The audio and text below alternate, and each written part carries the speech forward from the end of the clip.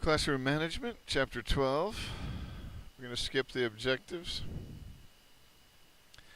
By now you've no doubt begun to realize what we pointed out at the beginning of the book. Teaching is a complex enterprise. It is complex for the following reasons. Students vary in their physical, social, emotional, cognitive, and cultural characteristics. Learning occurs gradually and only with extensive and varied practice. Different students learn at different rates. Systematic preparations have to be made to ensure that students master the objectives that teachers lay out. Different students or different groups of students are often working on different tasks at any point in time. Student behaviors are somewhat unpredictable. Students are motivated to learn or not learn by different factors. Learning can be measured and evaluated in a variety of ways. If not managed properly, an endeavor as complex as teaching can easily become chaotic. When that happens, students are likely to become confused, bored, uninterested, restless, and perhaps even disruptive. But a well-managed classroom is not what many people think. Students working silently at their desks or any of the several electronic devices, speaking only when spoken to, and providing verbatim recitations of what the teacher in textbook said. Such a classroom is incompatible with the contemporary views of learning and motivation described in the preceding chapters. If some of your goals are for students to acquire a meaningful knowledge base, become proficient problem solvers, and learn how to work productively with others, then you have to accept the idea that these goals are best met in classrooms that are characterized by a fair amount of autonomy, physical movement, and social interaction. To help you accomplish these goals and keep student behavior within manageable bounds, we describe in this chapter a general approach to classroom management that is related to an effective parenting style. Various techniques that you can use to prevent behavior problems from occurring, and a set of techniques for dealing with misbehavior once it has occurred. Although the management concepts and techniques described in this chapter were proposed 45 to 50 years ago, their relevance is demonstrated by the fact that they continue to be used and recommended by today's educators. In addition, we analyze the issue of school violence and bullying, summarize approaches to reducing its frequency, and note how technology has been used to encourage underachieving and disruptive students to stay in school. Yeah, I don't think I'm going to read this one. Authoritarian, permissive, and authoritative approaches to classroom management. You may recall from Chapter 3 on age-level characteristics that Diana Baumrind found that parents tend to exhibit one of four styles of managing the behavior of their children: authoritarian, permissive, authoritative, or rejecting, neglecting. The first three of these styles have been applied to a teacher's actions in the classroom. We will quickly review Baumrind's categories and then take a brief look at how teachers' approaches to management can be characterized by these styles too. Authoritarian parents establish rules for their children's behavior and expect them to be blindly obeyed. Explanations of the reason of a particular rule is necessary are almost never given. Instead, rewards and punishments are given for following or not following rules. Permissive parents represent the other extreme. They impose few controls. They allow their children to make many basic decisions, such as what to eat, what to wear, when to go to bed, and provide advice or assistance only when asked. Authoritative parents provide rules but discuss the reasons for them, teach their children how to meet them, and reward children for exhibiting self-control. Authoritative parents also cede more responsibility for self-governance to their children, as the children demonstrate increased self-regulation skills. This style, more so than the other two, leads to children's internalizing the parents' norms and maintaining intrinsic motivation for following them in the future. You can probably see the parallel between Baumrind's work and classroom management. Teachers who adopt an authoritarian style are likely to have student compliance rather than autonomy as their main goal. Do what I say because I say so, and make heavy use of rewards and punishments to produce that compliance. Teachers who adopt a permissive style are likely to rely heavily on students identifying with and respecting them as their main approach to classroom management. Do what I say because you like me and respect my judgment. Teachers who adopt an authoritative style are likely to want their students to learn to eventually regulate their own behavior. By explaining the rationale for classroom rules and adjusting those rules as students demonstrate the ability to govern themselves appropriately, authoritative teachers hope to convince students that are adopting the teacher's norms for classroom behavior as their own will lead to the achievement of valued economic or academic goals. Do what I say because doing so will help you learn more. The students of authoritative teachers better understand the need for classroom rules and tend to operate within them most of the time. Two studies support the extension of Baumrein's parenting styles to classroom teachers. In one, middle school students who describe their teachers in terms that reflect the authoritative style. For example, the teacher sets clear rules and explains the penalty for breaking them, trusts students to carry out certain tasks independently, treats all students fairly, does not criticize students for not having the right answer, and has high expectations for academic achievement and behavior, scored higher on measures of motivation, pro-social behavior, and achievement than did students who described their teachers in more authoritarian terms. The other study demonstrated that a teacher's decision to either support student autonomy or be more controlling of what students do in class is very much a function of the environment in which they work. When teachers have curriculum decisions and performance standards imposed on them for which they will be held accountable, and when they feel that students are not highly motivated to learn, their intrinsic motivation for teaching suffers. This lowered intrinsic motivation in turn leads them to be less supportive of student autonomy and more controlling. The next part of this chapter will describe guidelines you might find or that you might follow to establish and maintain an effective learning environment. Preventing problems, techniques of classroom management. Kunin's observations on group management.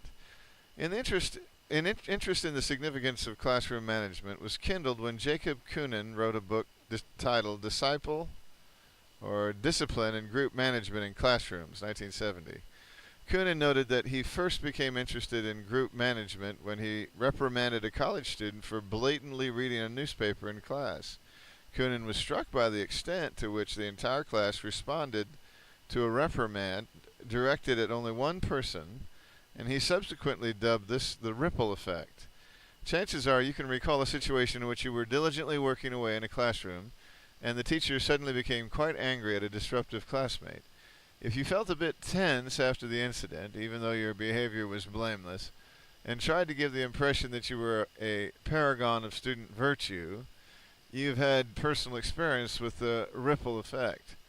Once his interest in classroom behavior was aroused, Kunin supervised a series of observational and experimental studies of student reactions to techniques of teacher control. In analyzing the results of these various studies, he came to the conclusion that the following classroom management techniques appear to be most effective. Number one, show your students that you are with it.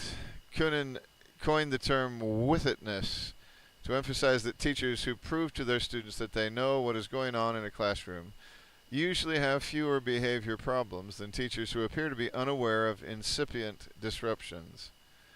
An expert at classroom management will nip trouble in the bud by commenting on potentially disruptive behavior before it gains momentum. An effective teacher may not notice such behavior. An ineffective teacher may not notice such behavior until it begins to spread and then perhaps hopes that it will simply go away. At first glance, Kunin's suggestion that you show that you are with it might seem to be in conflict with operant conditioning's prediction that non-reinforced behavior will disappear. If the teacher's reaction is the only source of reinforcement in a classroom, ignoring behavior may cause it to disappear. In many cases, however, a misbehaving student gets reinforced by the reactions of classmates. Therefore, ignoring behavior is much less likely to lead to an extinction of a response in a classroom than in controlled experimental situations. Number two, learn to cope with overlapping situations.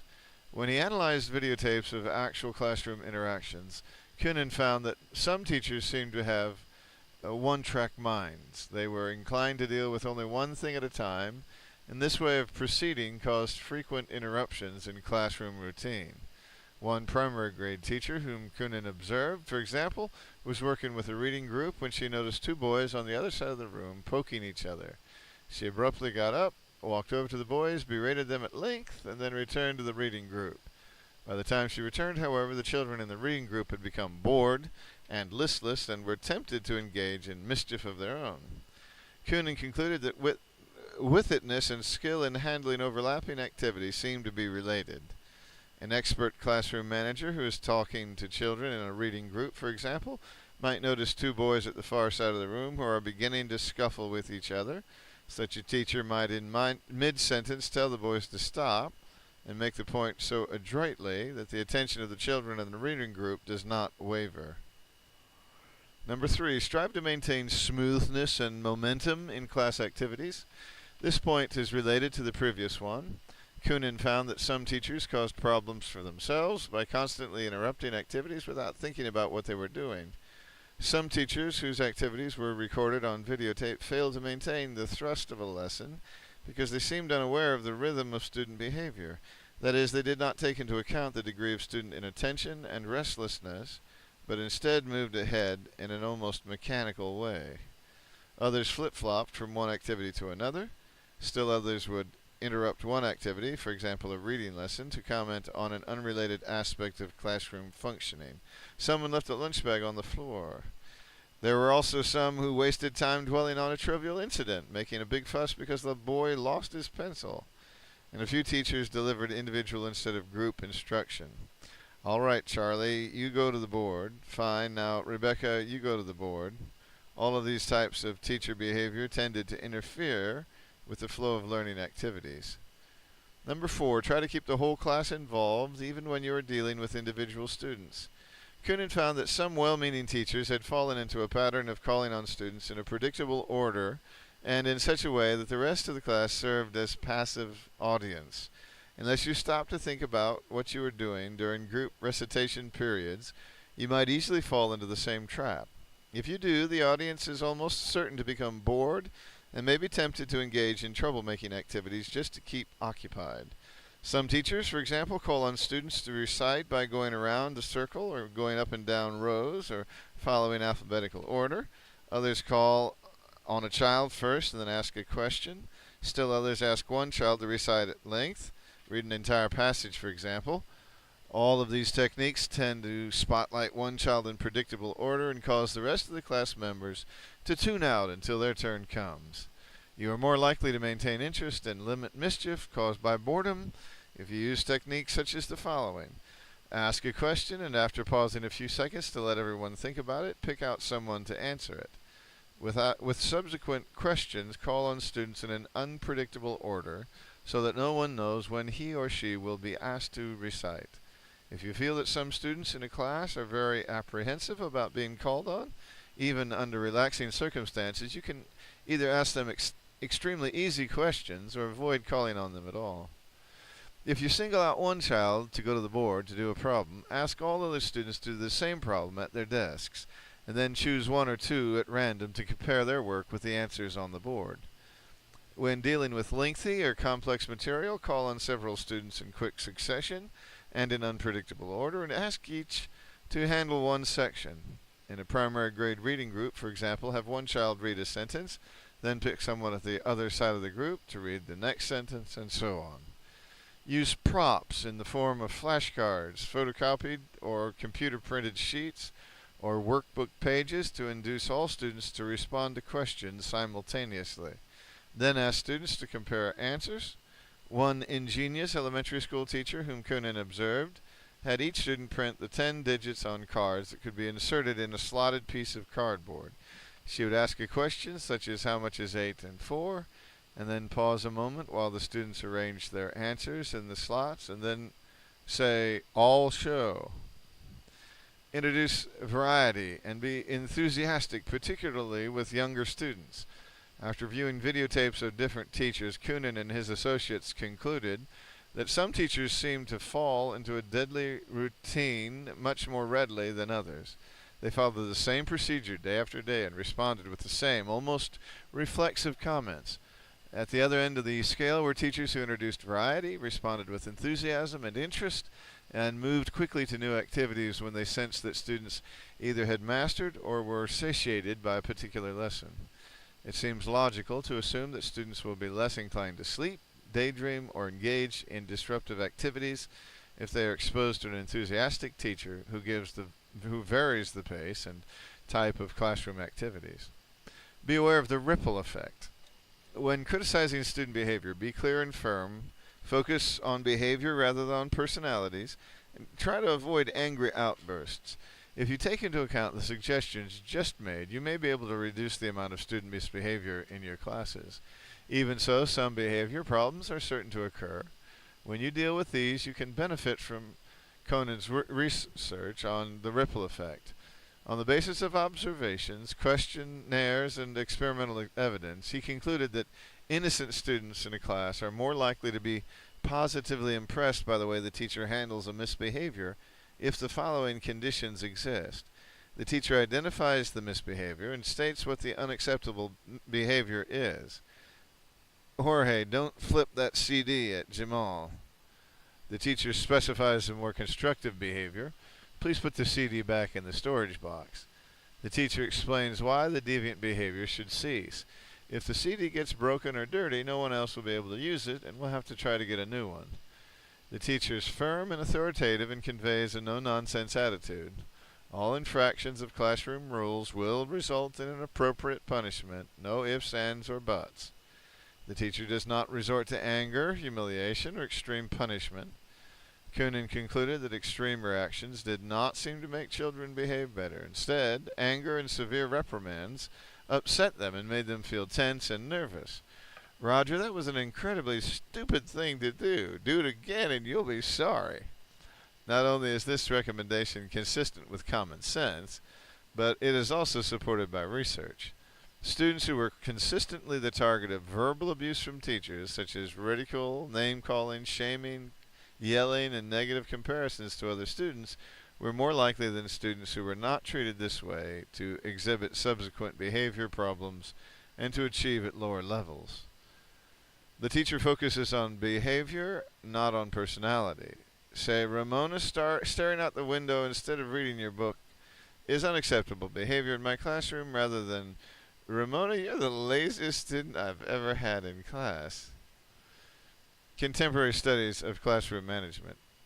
Stimulated by Kunin's observations, researchers have published thousands of studies over the past 40 years on various aspects of classroom management. A recent review of a sample of that research concluded that 20 classroom management practices, such as arranging the classroom environment to minimize distractions, extensive use of praise, and use of token economies, have enough support in the literature that they can be considered for classroom adoption. Suggestions for implementing many of these research-based practices can be found in many classroom management books and articles. According to these authors, the basic keys to successful classroom management are as follows. On the first day with a new class, very effective teachers clearly demonstrate that they have thought about classroom procedures ahead of time. They have planned first day activities that make it possible for classroom routine to be handled with a minimum of confusion.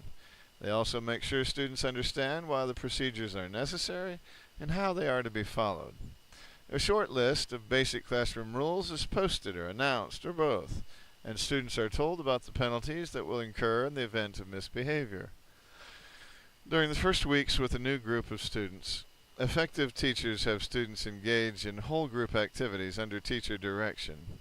Such activities are selected to make students feel comfortable and successful in their new classroom.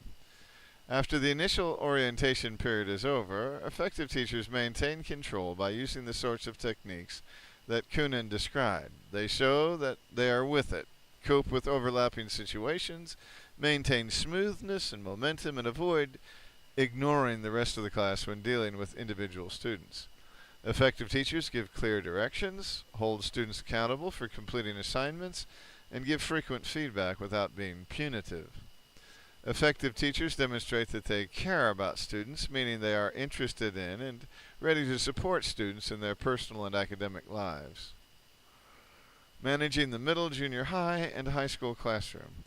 Most of the classroom management techniques and suggestions we have discussed so far are sufficiently general that they can be used in a variety of classroom settings and with primary through secondary grade students. Nevertheless, teaching pre-adolescents and adolescents is sufficiently different from teaching younger students that the management of middle school, junior high, and high school classroom requires a slightly different emphasis and a few unique practices. Classroom management has to be approached somewhat differently in the secondary grades and in those middle schools in which students change classes several times a day because of the segmented nature of education for these grades. Instead of being in charge of the same 25 to 30 students all day, most junior high or high school teachers and some middle school teachers are responsible for as many as 5 different groups of 25 to 30 students for about 50 minutes each. This arrangement results in more individual differences, a greater likelihood that these teachers will see a wide range of behavior problems, and a greater concern with efficient use of class time.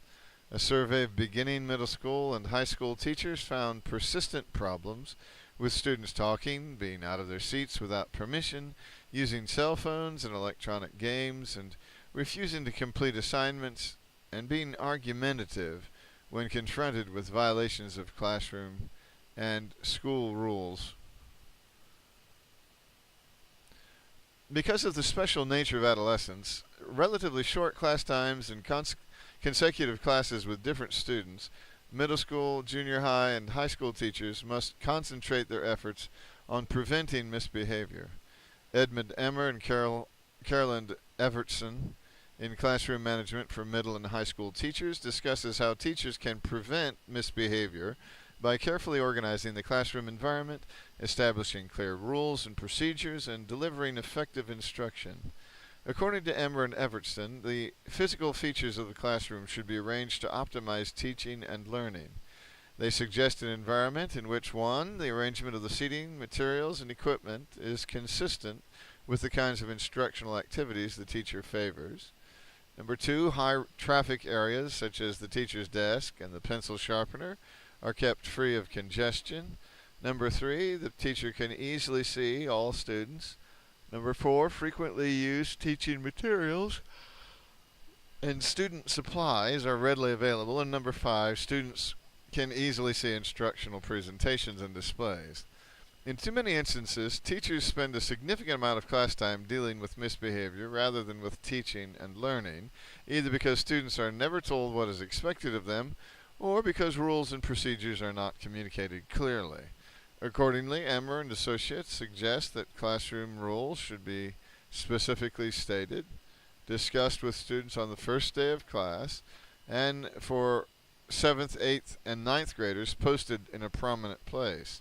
Sophomores, juniors, and seniors should be given a handout on which the rules are listed.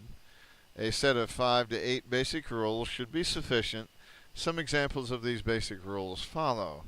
Bring all needed materials to class. Be in your seat and ready to work when the bell rings. Respect and be polite to all people. Do not talk or leave your desk when someone else is talking. Respect other people's property. Obey all school rules. In addition to rules, various procedures need to be formulated and communicated. Procedures differ from rules in that they apply to a specific activity and are usually directed at completing a task rather than completing a behavior. To produce a well-run classroom, you will need to formulate efficient procedures for beginning of the period tasks, such as taking attendance and allowing students to leave the classroom, use of materials and equipment, such as the computer, dictionary, and pencil sharpener, learning activities, such as discussion, seat work, and group work, and end of the period tasks, such as handing in seat work assignments, returning materials and equipment, and making announcements. Much of what Jacob Kunin, Carol Evertson, and Edmund Emmer mentioned in relation to the characteristics of effective instruction has been described in previous chapters. For example, they recommend that short-term, daily, weekly, and long-term, semester, annual, lesson plans be formulated and coordinated, that instructors and standards for assignments be clear and given in a timely manner, that feedback be given at regular intervals, and that the grading system be clear and fairly applied. As the next section illustrates, technology can help you carry out these tasks efficiently and effectively. Technology tools for classroom management. The message of the first section of this chapter is that an ounce of prevention is worth a pound of cure. In other words, clear classroom rules, good classroom management practices, and effective instruction are likely to prevent more instances of classroom disruption than heavy-handed, arbitrary punishment. As we mentioned earlier in the chapter on operant conditioning, an integrated learning system may be a useful tool in helping teachers establish and maintain a well-managed classroom. These systems, which are also referred to as curriculum, courseware, and management systems, provide a type of individualized instruction. They adjust the difficulty level and content of the lessons to each student's pattern of progress, allow students to progress at their own rate, and provides teachers with continuous assessment reports that are keyed to state and professional organization learning standards. In addition to keeping teachers continually updated on students' progress, these reports can be used to group students according to strengths and weaknesses for additional classroom instruction. As one fifth grade teacher said, thanks to the management system, I clearly became more of a facilitator of learning rather than the sage on the stage. It did not replace my role as teacher, it simply made my job easier and expanded my role in ways I never thought possible. New classroom roles for teachers. The little research there is on how technology typically affects a teacher's management style suggests that teachers should become comfortable with a classroom that is more student-centered and less teacher-directed. It would not be unusual in a well-equipped classroom or computer lab for several groups of students to be using laptop computers, desktop computers, handheld calculating devices, and personal digital assistants as they work cooperatively on various parts of an assignment. Naturally, this environment produces higher levels of student talk and physical activity than many teachers, particularly novices, may be used to or comfortable with. But as we point out repeatedly in this book, meaningful learning is active learning that frequently takes place in small groups. Just keep in mind what we said at the beginning of this discussion. Clear classroom rules, good classroom management practices, and effective instruction will go a long way to helping you effectively manage your classroom, regardless of whether you favor a teacher-directed approach or a student-centered approach. The following suggestions for teachers for teaching will help you become an effective manager of student behavior in the classroom.